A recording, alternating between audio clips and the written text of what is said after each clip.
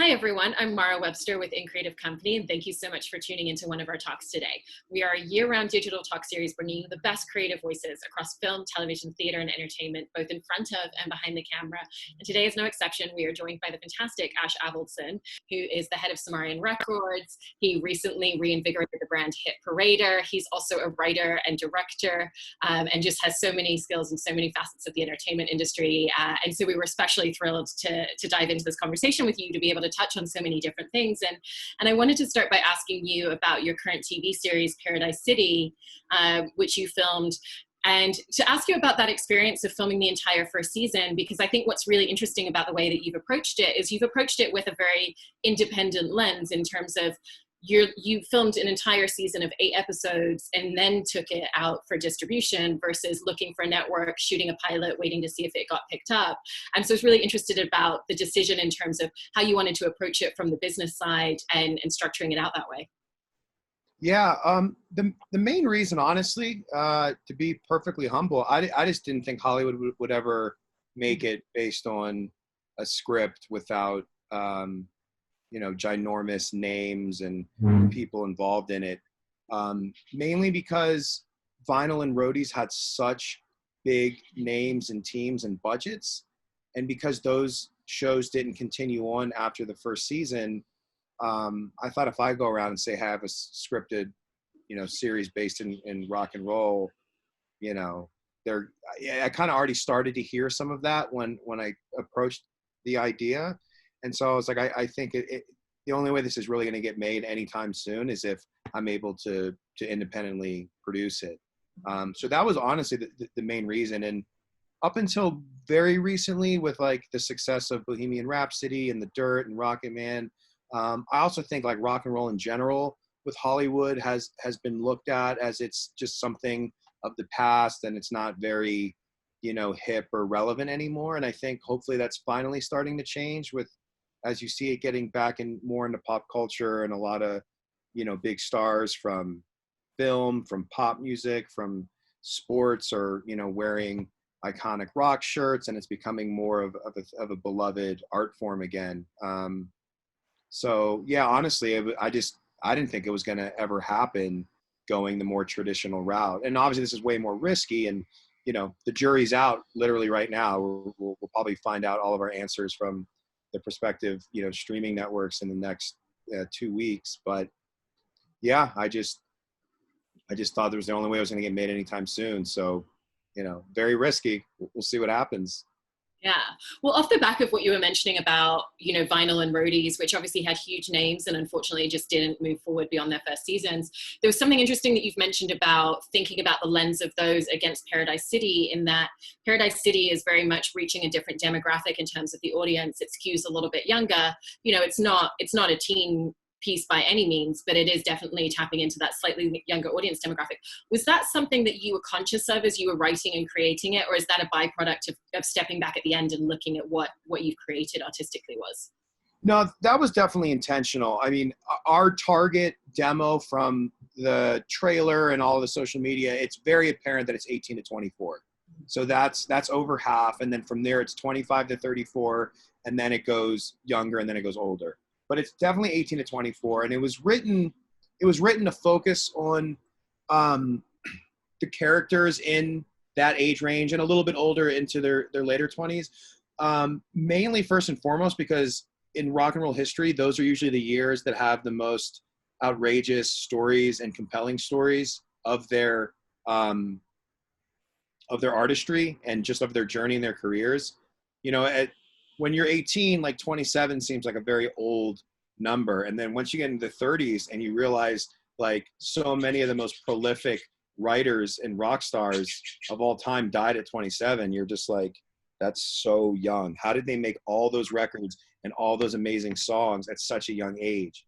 So the first and foremost reason I wanted to start, because I find that to be the most compelling and interesting period in many artists, and a lot of stuff in the show is inspired by real events. The B story to it, which is the record label owner Elias, who's much older, he's 60.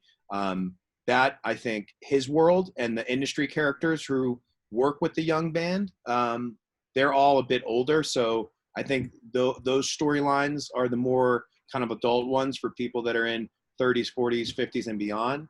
But I wanted to make sure that the main artists that are focused on are younger. That's not to say that there's only young bands in it. There's not. It shows older generations as well. But that was definitely intentional, mainly just because I thought it would make for the most interesting story. Mm-hmm. Yeah, I also wanted to ask you a little bit about the visual aesthetic of the show as well, because, you know, it threads into your feature film, American Satan. And if you look at the two of them side by side, they very much feel like products of each other from the visual standpoint in terms of kind of the color palette and the lighting. So in terms of when you were kind of putting together American Satan, actually, I'm really curious about how you landed on those specific choices and how you wanted that to visually look, and then how that threaded into the way that you really thought about the visual aesthetic of the series. Yeah, well, I did use two different cinematographers from the film and the series, and they're both incredibly talented in their own way. The movie was a much faster shoot, so we had a lot less time just to get everything we needed, to light, to set up, to rehearse, all of it. You know, it was a low budget indie film which found an audience and it's been great. And it's, you know, I'm very humbled and grateful for like the Rotten Tomatoes reviews from the fans and from critics. With the series, I do think the series looks better than the movie, and I think mainly is because we had more time to light. We spent a lot more time lighting, and I credit a lot of that to Michael Alden Lloyd and his lighting director Keith. Michael was the cinematographer, and you know, there's a lot of different complexions and skin tones and sets in the show that, you know, the lighting, I mean, they're wizards with what they can do. I can't sit here and I can tell them what I want to see and use comparisons of other shows and films, but you know, they're painting with light. And you know, I'm very, again, just very grateful that I got the cinematographer and the lighting team that I did for the show, because I think they did an extraordinary job. And some of the feedback from some industry people, not at networks, but people that have worked at networks and other producers and other people that have shows on the air, you know, when you hear, oh, I did an independent TV series, it kind of goes, oh, okay, here we go. And then when they watch it, they hit me up. They're like, dude, this is a real show. This looks, you know, like A-level. It doesn't look like a little indie production. So yeah, I got to give mad credit and props to Michael Alden Lloyd, my DP, and Keith, who was our lighting director. And you know, while it was a bit more expensive because there's only so much we could do every day, they still moved very fast given the schedule. And you know, usually they say people shoot about 5 pages a day, roughly. There were definitely days where we did a lot more because we had to. But sometimes because you're limited on time and money, it forces you to be more creative with how you're going to get your shots. So a lot of times I think the limitations actually lead to, you know, a better outcome, depending. Sometimes not, but there's definitely instances, I think, where we fell on that.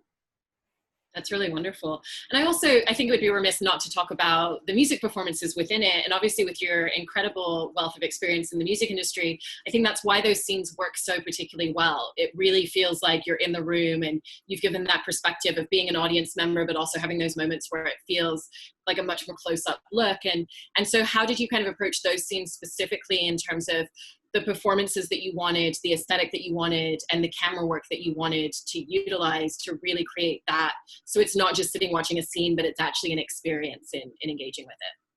Yeah, I think that can always be really hit or miss, I think, musical performances in shows and movies. And look, first, it starts with the actors, right? Are they going to be believable as the characters? We mixed rock stars who can act and actors who can, you know, make you believe they're a rock star, and made a blend. And I think, you know, the most important thing is that they're all believable in the positions they're playing on stage, as well as the, you know, the characters in the bands. I thought Bella Thorne did a great job as a bass player. Everyone in the group is actually playing their instruments, are capable of playing. Bella warmed up to the bass when I first gave it to her before we started filming. And I think she took some bass lessons and stuff. By no means is she a full-on bass player yet. I mean, I hope as it continues. But I think the most important thing for those scenes is to be very believable, right? Like, are the actors, do you buy it when they're rocking out on stage? Because I think a lot of times it can be very obvious where it doesn't come across authentic. And the flip side to that too is that you can have actors that can really play, who are great actors, but you don't really know if you'd believe that who they're playing, they would actually be that person in real life. And then outside of that, yeah, it's making sure that we're able to shoot enough angles, and the editing's a big part of it to keep the pacing going once they're actually performing. And that they spend time listening to the songs and they know the words. So even if they're not the singer, they're still mouthing them. All those little things make it feel real, and so, yeah, we obviously, took that very, very seriously, because there's a lot of stuff where you see him playing and you just don't really believe it. And then it kind of puts like a dark cloud over the whole thing. So that was really the main thing. And then just creating environments and scenarios at the actual shows that we're filming to just add to the energy. So we would have like background SAG actors be in there. There's like a certain amount you have to have per each scene with crowds. And then we would also open it up to real fans of this world of music, which adds to the energy in the room. And just, a lot of times, whether it's music or pro wrestling, anything, theater, whenever there's a live audience to the performance, it's very easy for the performers to feed off of the energy they're getting back. So I think because we had real people there and it wasn't all just like green screen, that made it easier for them to really sell the performances. That's so great. And I love it, because that's absolutely the reason that it completely pulls you in instead of taking you out. It can be one of the quickest ways. And one of the things I think is so interesting about your career is that you straddle both being a creative, but also really fostering other artists and creatives at the same time. And I was interested in kind of what the similarities felt like to you in terms of, heading up a record label and really working to foster those musical ambitions and that form of storytelling, and then how that transcended into the way that you work with actors on set. Because again, it's really all about creating a comfortable space that they can step into and foster their best version of the work that they're doing.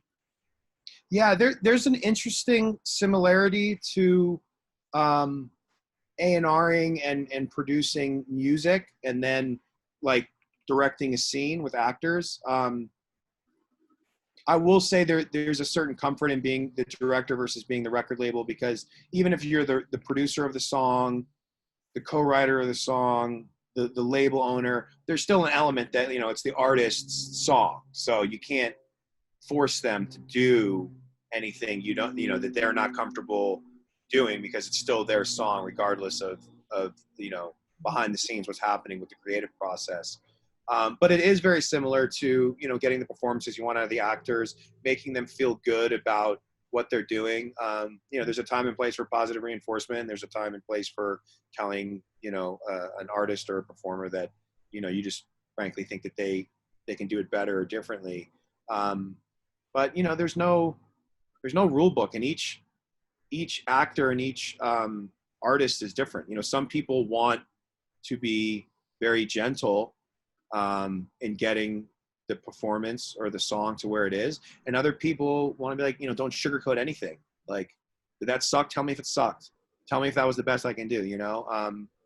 And with that, like, I'll say with the musicians that are really growing their artistic craft, there's such a level of excitement for that, because they're stepping out of their comfort zones. With some of the more established actors and people that have already been on a lot of hit TV shows, it was great to see the camaraderie with the cast, because there's people at different levels. And the same thing goes for, like, the rock stars helping the actors in the rock star scenes, and then the actors helping the rock stars in like the heavy dramatic scenes. And there was just a great, like, I'm a big believer that if you're not having a certain level of enjoyment and fun doing this, it's the hardest business in the world. Like, if you're not enjoying it, then why torture yourself? So I'm very grateful with the series that there was such a communal spirit amongst everyone that was working on it, and everyone knew that, like, we don't have a home, but we're making this and we're all here, and You know, we got Emmy winners and Golden Globe nominees mixed with like some crazy hard rock people, and everyone was just like, we're in it to win it together. And it was really, really inspiring, you know. There wasn't like a chip on, no one had like a chip on their shoulder. And like Dre De Matteo, who's, you know, most people know her from Sopranos. You know, she won an Emmy for the Sopranos performance of Adriana, and she's been on on Sons of Anarchy and Shades of Blue. And, you know, we are really lucky to get her, and she's such a rock fan. She's so like into music, and she's been married to musicians, and she really got it.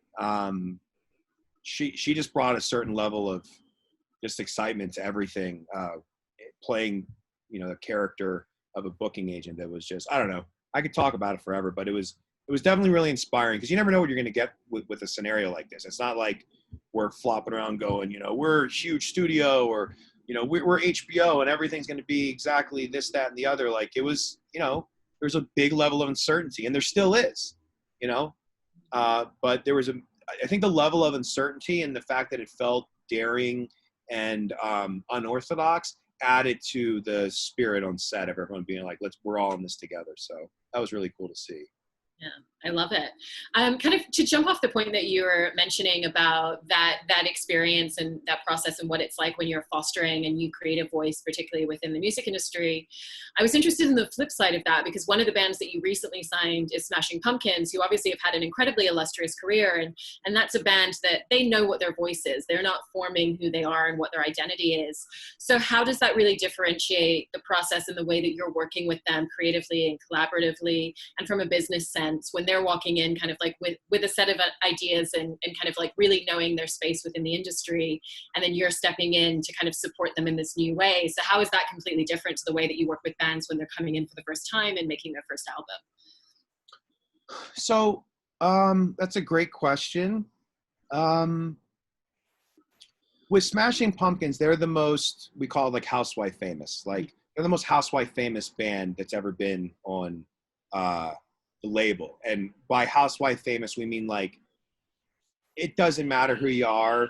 Like, you probably heard of who the Smashing Pumpkins are, because they're so embedded into culture, and they have so many songs that were predominantly from the 90s, but are so timeless that like, you can't really go anywhere, whether you're in a grocery store or any radio station that plays, you know, classic songs as well as pop stations. Everyone kind of knows the Smashing Pumpkins, right? And most of Billy Corgan's kind of peers from that era, which I think was the last great era of rock music at that level, you know, they're gone. I mean, it's really Billy Corgan and Eddie Vedder. We've lost Chris Cornell, we've lost Lane, we've lost Kurt Cobain. Like, so many of them are gone. So the fact that Billy's still here is very, to me, it's just like very powerful. It's like, we got to do as much as we can while we still have some of these icons from that era.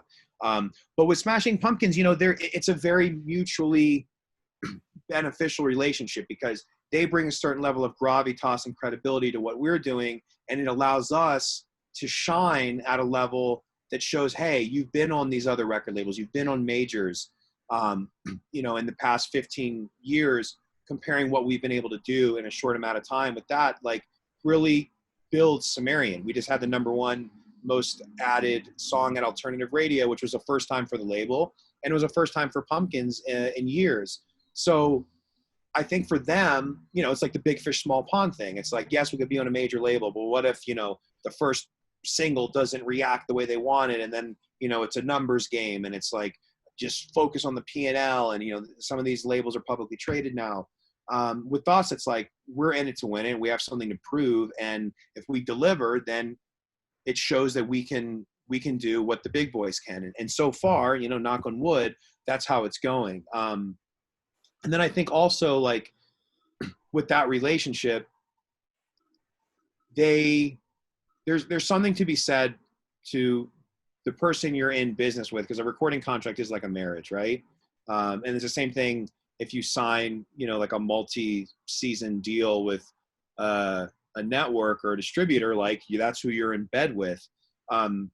There's something powerful that I own my own company. And so if Billy has an idea at 2 a.m, he can text me and, you know, my staff is very on it, and we can try and execute it by the time everybody wakes up.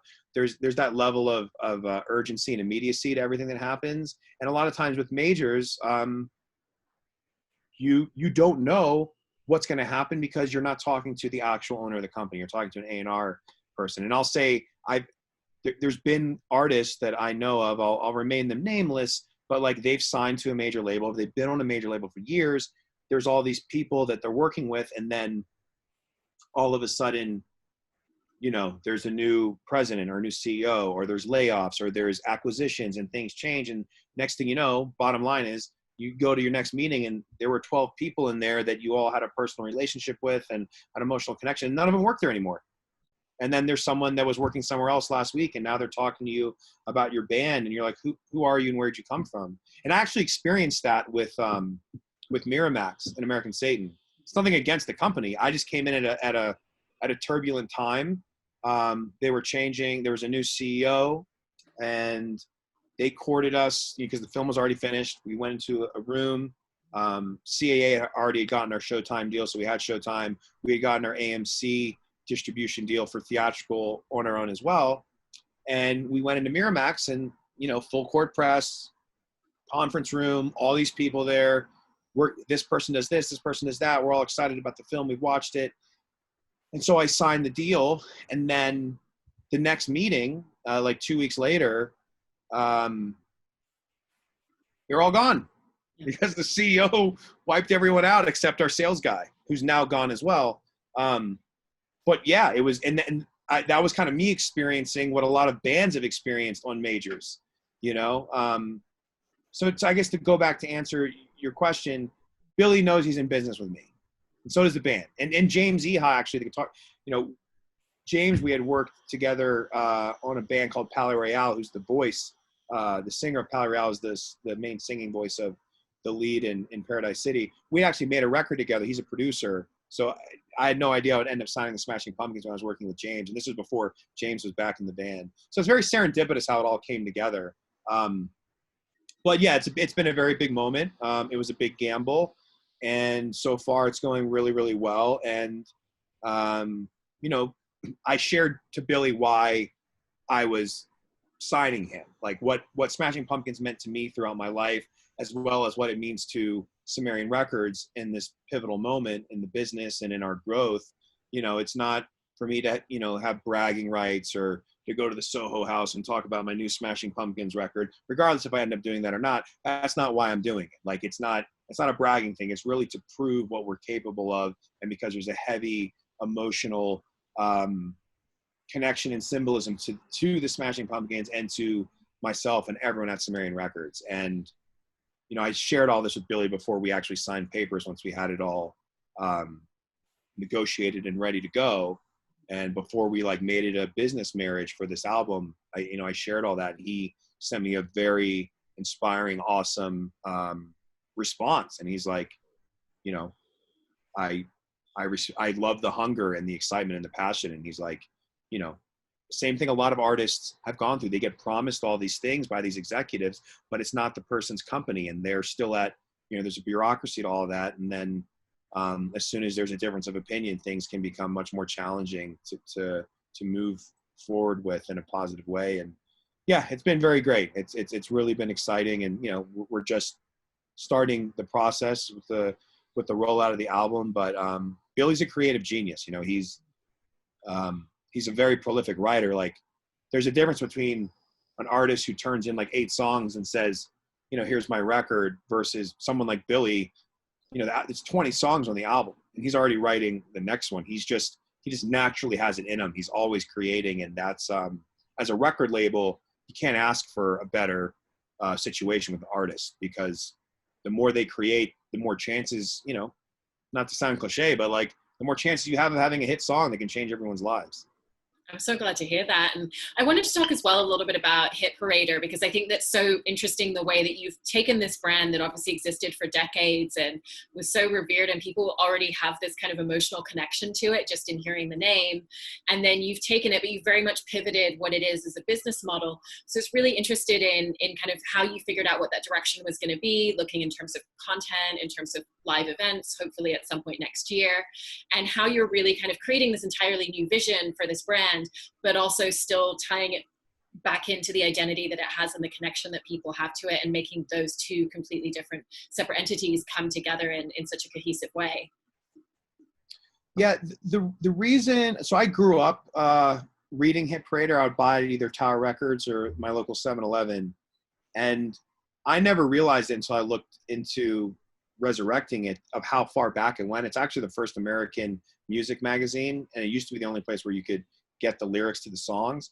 But it actually started outside of just music. I mean, there was like Marilyn Monroe and James Dean and Marlon Brando and all sorts of people that were on the covers of them, even outside of music. And then once rock and roll was born, because it started in 1942, so which is before really rock and roll was fully conceptualized. And then once rock was born, it had, you know, Led Zeppelin, Jimi Hendrix, Fleetwood Mac, David Bowie, all the Stones, all the most, you know, timeless artists. And then that went into the 80s with Guns N' Roses and Metallica and Iron Maiden and AC/DC. And then it went into grunge with Pearl Jam, Soundgarden, Nirvana, Smashing Pumpkins. And then from there, it started getting into nu metal, and then it went away 2008.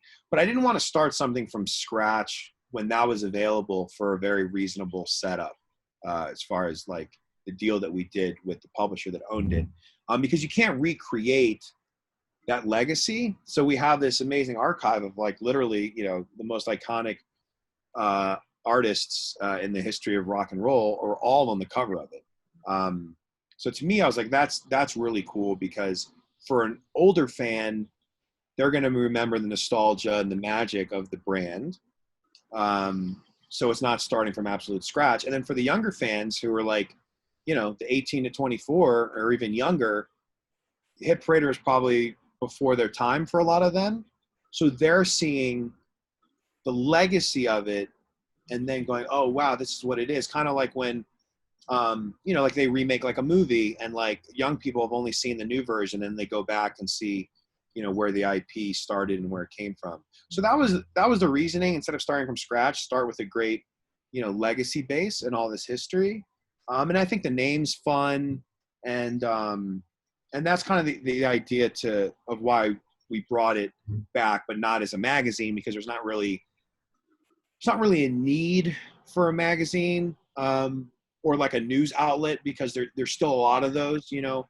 Kerrang exists, Revolver exists, NME, Rock Sound, there's Alternative Press, all those are still in there, but there's not really a place focused on making higher end content for that audience. And that's why Josh Bernstein and I, who came over from Town Square and who worked at Revolver and AP in the past, we identified that as like, hey, this is what the scene actually needs, because there's not a lot of stuff being made in the space that's beyond just kind of bite-sized little YouTube videos of interviews and, you know, that kind of stuff. So we know there's a very big audience. I've been very fortunate to make a wonderful living from this audience. And, you know, this is what I love to do. And it's also a way of giving back to them. And, you know, MTV kind of like, they blew up from the music, and then they pivoted and said, okay, we're going to keep the name, but we're not really focused on music anymore.